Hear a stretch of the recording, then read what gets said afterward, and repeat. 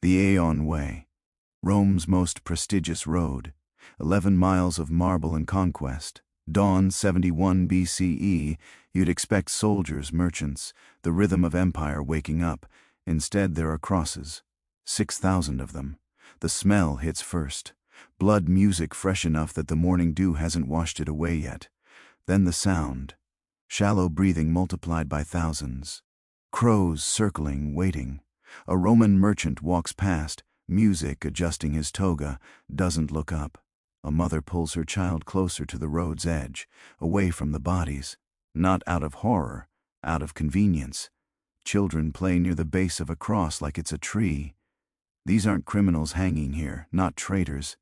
Slaves. Men who dared to dream of freedom, who followed a gladiator named Spartacus and nearly brought Rome to its knees. This music isn't execution. Execution would have been mercy. This is a performance. 6,000 people dying slowly, deliberately, positioned along the empire's most traveled road so everyone would see, so no one could music forget. Resist Rome and we won't just kill you. We'll make your death a monument to our power. But here's what should haunt you. This wasn't Rome's cruelest humiliation. It wasn't even in the top 10. What Rome did to individuals with precision, with planning, with legal justification. That's where the real horror lives. The civilization that gave us law, order, roads, aqueducts, the foundation of what we call civilization itself. They also built the most sophisticated machinery of public degradation the ancient world ever saw, and they documented it proudly, carefully, like engineers documenting a bridge. In this story, you'll meet 3 people Rome decided to destroy. Not their bodies, that would be too quick, their humanity. And you'll discover why the empire believed this wasn't cruelty, but art. First, understand what Rome was, not the Hollywood version, the real thing. 50 million people under Roman control. 3 continents, Britain music to Mesopotamia.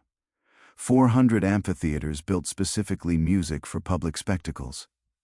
1 empire maintained by relatively few legions. How do you control 50 million people without modern technology, without surveillance, without instant communication? Music, Rome found an answer.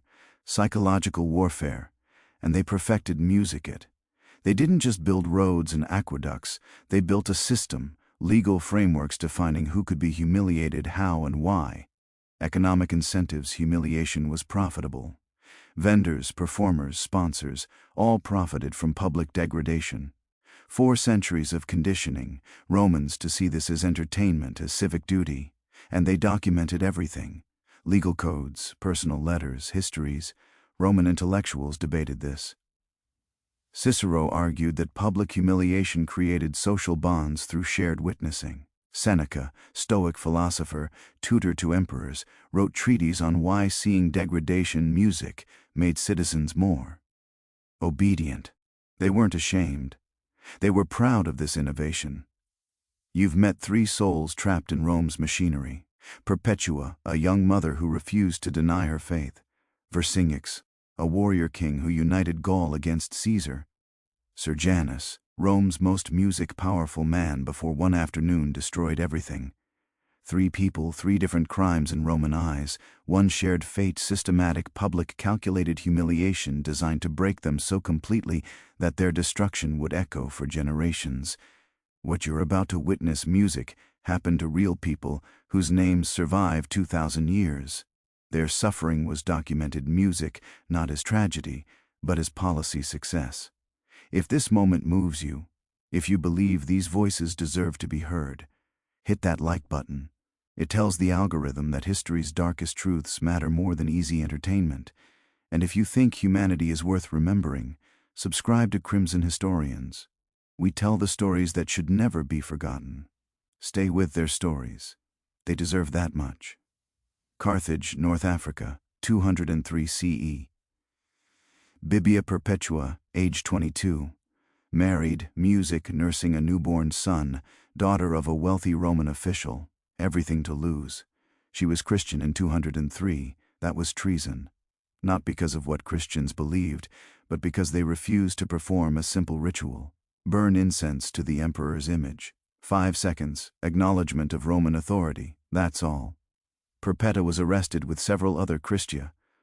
For months, authorities offered her the same deal: perform the ritual, go home to your baby, refuse, music, and face the arena. We know what happened in that prison because Perpetta wrote it down. Her diary survived, one of the earliest pieces of Christian music literature written by a woman. She describes her father visiting. He kissed music her hands, called her daughter then lady, trying every form of appeal. He said, "Have pity on my gray hairs. Have pity on your infant son who cannot live without you." And she writes, "I grieved for my father because he alone of all my family would not rejoice at my martyrdom." Guards brought her baby to the prison, let her nurse him, then took him away over and over. Each visit, just perform the ritual. Hold your son forever. Each refusal, you're choosing death over music, your child. What kind of mother are you? Roman sources describe what they did next. They didn't torture her physically. That would create sympathy. Instead, they broke her through her identity as music, a mother. The night before her execution, Perpetua Music wrote one final entry. She describes a vision of climbing a bronze ladder lined with swords, reaching paradise. Then she writes, "And I awoke, and I understood that I would not be fighting with beasts, but with the devil Music himself." She was wrong. She would be fighting with something worse than the devil. Rome's music machinery of humiliation refined over centuries to break people in front of crowds. Gaul, modern France, 52 BCE, Beringix. Music. His name meant great king of warriors, age 30, chief of the Arveri tribe, the man who did the impossible, united dozens of GIC tribes against Rome. For the first time in decades, Music Rome faced a unified enemy in Gaul. Vercingetorix wasn't just music brave, he was brilliant. Guerrilla tactics, scorched earth. He studied Roman methods and used them against Julius Caesar himself. He almost won. At the Battle of Gergoia, he handed Caesar one of his worst defeats. For a moment, Gaul's independence seemed possible. Then came Alesia. Caesar surrounded Vercingetorix's army. Vercingetorix surrounded Music Caesar. 2 rings of siege works, winner takes all. When starvation set in, Vercingetorix Music did something extraordinary. He rode out of the fortress alone in full ceremonial armor, and surrendered himself to Caesar to save his people. Caesar's own words describe it. The leader of the Gauls, having put on his most beautiful armor and decorated his horse, rode through the Roman camp and made a circuit around the tribunal where I was seated. Then, stripping off his armor, he sat down at my feet and remained motionless until he was handed over to guards. Caesar promised Vercingetorix's music warriors mercy if their king surrendered. The warriors went free. Vercingetorix Music did not. Caesar kept him alive, not for negotiation, not for information, but something else, because Caesar knew he would return to Rome someday for his triumph. And a triumph needed the right prop. Music spent 6 years in Rome's Tullian prison underground darkness alone. Why did Caesar wait so long? The answer is in Roman strategic thinking. Anticipation music amplifies impact. For 6 years, Romans heard stories of the GAC king in chains beneath the city. His legend grew. His upcoming humiliation became the most anticipated spectacle in Rome. In 46 BC, Caesar finally scheduled his triumph. Vercingetorix would be the centerpiece. Not executed quickly, not imprisoned forever. Music displayed, paraded, humiliated, then only at the end killed. The Romans had refined triumph processions, music over centuries. They knew exactly how to break a king in front of a crowd. March 7, 203 CE, Carthage Amphitheater, games celebrating the music emperor's birthday. Perpetual and Felicity, her fellow martyr, a slave, are brought into the arena dressed as priestesses of Ceres, a pagan goddess they rejected. The humiliation is immediate, forced to wear the symbols of the religion they've been imprisoned for refusing. Even the crowd objects, the crowd accustomed to blood objects. The Roman historian noted the mob shouted against it, and they were brought out in music simple tunics. Making them wear pagan robes was too cruel even for Romans used to watching executions. They release a wild music cow into the arena. Not a lion. That would be too quick, too masculine, too honorable. A cow, female animal for female victims. The Symbolism is deliberate. The cow charges Perpetua, throws her into the air. She hits the ground hard. The source describes what happens next. She got up and, seeing Felicity crushed, went to her and lifted her up. They stood together, even bleeding, even terrified. Perpetual's first music instinct is to help her friend. Rome wanted to break her. Instead, she shows them something they don't have a protocol for. Love stronger than fear. The cow doesn't kill them fast enough. Roman protocol takes over. They're taken to the side gate where a gladiator will finish them with a sword. A quick death. Except the gladiator is young, inexperienced. Music, his first strike, hits Perpetual in the ribs, but doesn't kill her. The source records that Perpetua guided her sword to her throat herself. Even in death, she refuses to let Rome control her completely. 22 years old, a mother. Her diary ended with her vision of paradise. Her life ended guiding a sword to her own throat because a gladiator's hand was shaking too much to finish the job. September 46 BCE, the triumph of Julius Music Caesar, the most elaborate in Roman history. 3 miles through Rome, music passed the Senate through the Forum, ending at the Temple of Jupiter, hundreds of thousands watching, the largest crowd ever assembled in the ancient world. The procession moves in order. First, displays music of captured Giaisic wealth. Second, floats showing Caesar's victories. Third, sacred animals for sacrifice. Fourth, the prisoner. Vercingetorix walks in chains, not the dignified warrior who surrendered 6 years ago.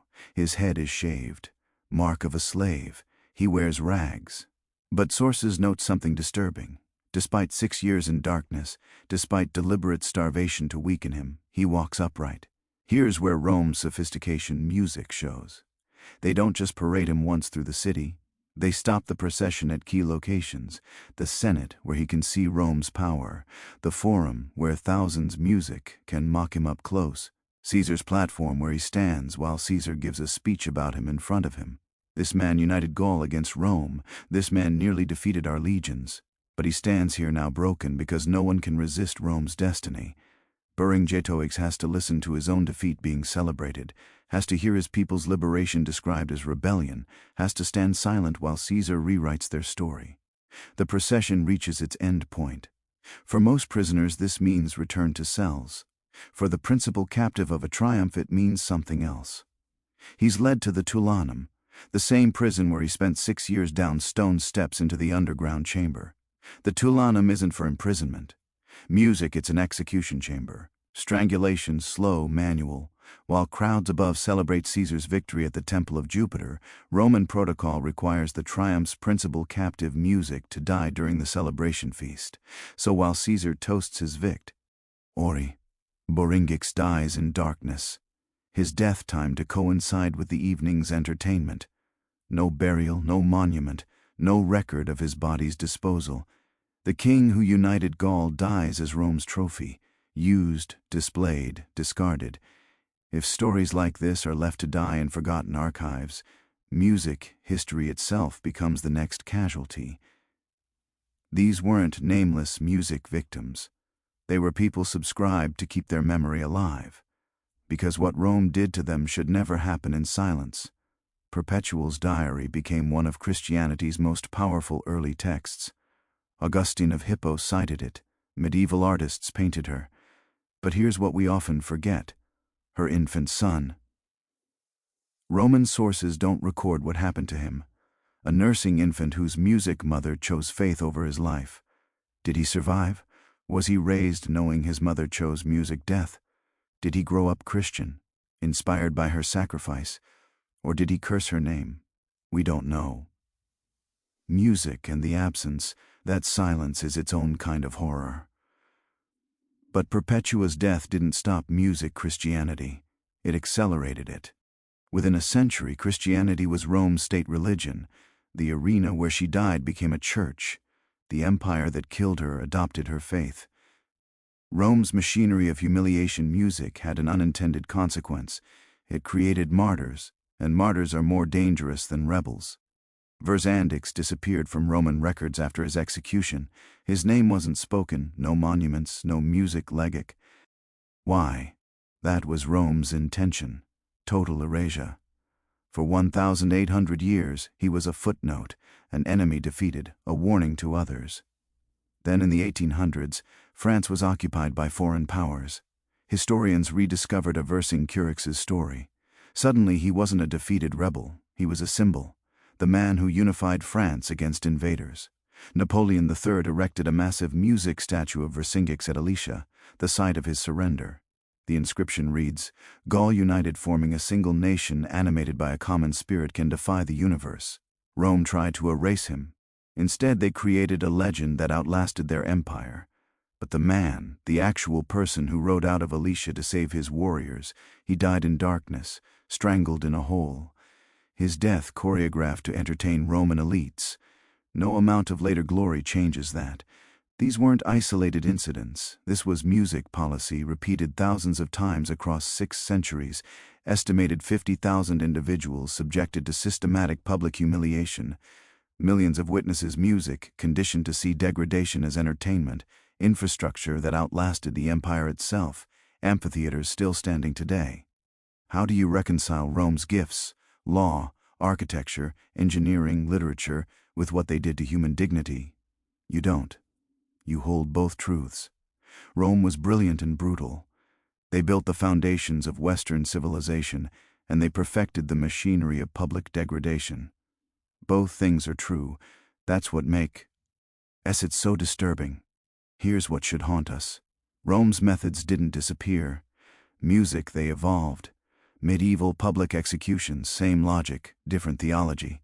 Colonial powers turned triumph processions into victory parades. The modern era moved public shaming from streets to screens. Rome understood something we're still grappling with.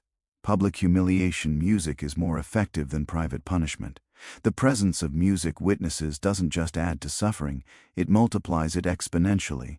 Contemporary trauma psychology confirms what Rome knew 2,000 years ago. Public degradation creates deeper trauma than physical pain alone. Forced performance increases psychological damage through complicity. Witness participation creates collective guilt that reinforces social control. Rome didn't invent cruelty, they systematized it. They turned degradation into infrastructure. They made humiliation music efficient. Perpetual walked into that arena carrying 2 unbearable weights, her love for her son and her love for her faith. Rome forced her to choose, and she chose knowing the cost. Was she brave? Yes. Was she right? That's not for me to judge, but she was human, torn between 2 loves, both real, both demanding everything. Vercingetorix surrendered himself to save his warriors. Noble, absolutely. But it didn't matter to Rome. They didn't see nobility. They saw a prop for Caesar's career advancement. 6 years of waiting to be humiliated, then strangled in darkness. He became a symbol to later generations. But the man himself, he just wanted his people music-free. Perpetta and Vercingetorix are remembered because their stories survived. But think about all the others, the slaves on the Aeon Way, the prisoners in forgotten triumphs, the people condemned to beasts whose names were never recorded. They died without memorials, without stories. Their humiliation served its purpose. Then they were forgotten. And that intentional eraser might be Rome's cruelest act. You might be thinking, this is ancient history. We're more civilized now. Are we? We've replaced amphitheaters with algorithms, but the mechanism is the same. Public shaming as entertainment, as control, as correction. We don't chain people music in streets anymore.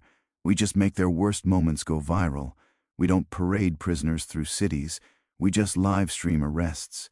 We don't force people into arenas. We just create platforms where humiliation is monetized. Rome had 400 amphitheaters. We have billions of screens. Rome reached music millions. We reach billions. The technology changed. The psychology didn't. So what do we do with this? We remember, not to glorify suffering, but to recognize music it. We remember Perpetual guiding the sword to her own throat. We remember Ver's music walking upright after 6 years in darkness. We remember that systems of humiliation don't need monsters to run them, just ordinary people conditioned to accept degradation music as normal. Rome fell 1,500 years ago, But the crosses on the Aeon Way stood for decades as warnings. The amphitheaters still stand as monuments, and the names perpetual verse in Ghettoics and thousands more. They survive in fragments of text, music, carved stone, buried documents. They endured not the humiliation Rome inflicted, but their humanity. Despite everything designed to destroy it, some spark of dignity survived long enough to be written down, passed forward, remembered. And maybe that's the point.